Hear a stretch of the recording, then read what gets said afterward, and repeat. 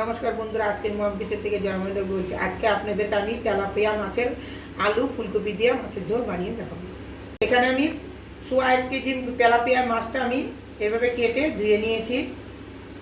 এখানে ফুলকপি আছে, আলু আছে, এখানে আদা, পাকা লঙ্কা, টমেটোর, এখানে জিরা, হলুদ, লবণ, সোমবারের জন্য তেজপাতা, শুকনো লঙ্কা, জিরা। মাছটাতে ভিতরে আমি এখন লবণ দিব।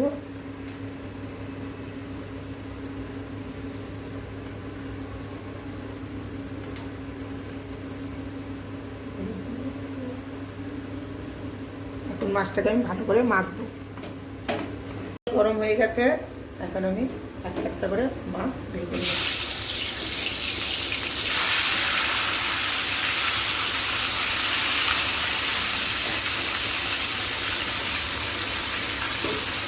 মাছ ভাজা করে নিব।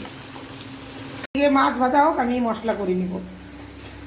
পাকা লঙ্কা, একটা টমেটো, আদা, আর এখানে জিরা, এটা আমি সব পেস্ট করে নিব।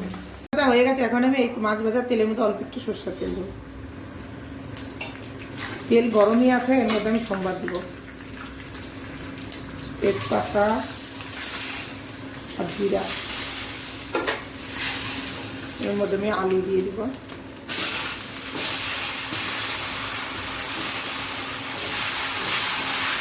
ফুলকপিও দিয়ে দিব।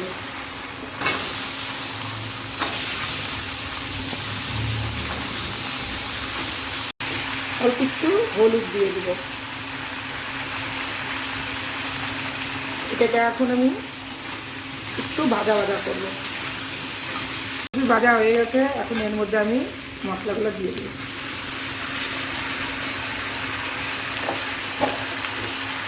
তখন আমি লবণ দিই নাই, এখন আমি লবণ দিব।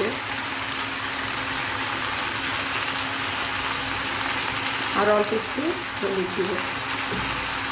এখন এটাকে আমি ভালো করে কষাই নেব।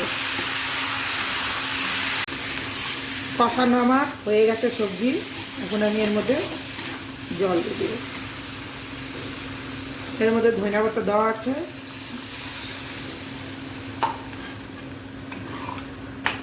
আর অল্প একটু জল দিব। এতটা ঝোল দিয়েছি, ঝোলটা একটু ফুটবে। ফুটে গেছে, এখন আমি গরম মশলা দিব আর সব মাছগুলো দিয়ে দিব। হয়ে গেছে তেলাপিয়া মাছের ঝোল। পছন্দ হলে লাইক, শেয়ার, সাবস্ক্রাইব করুন।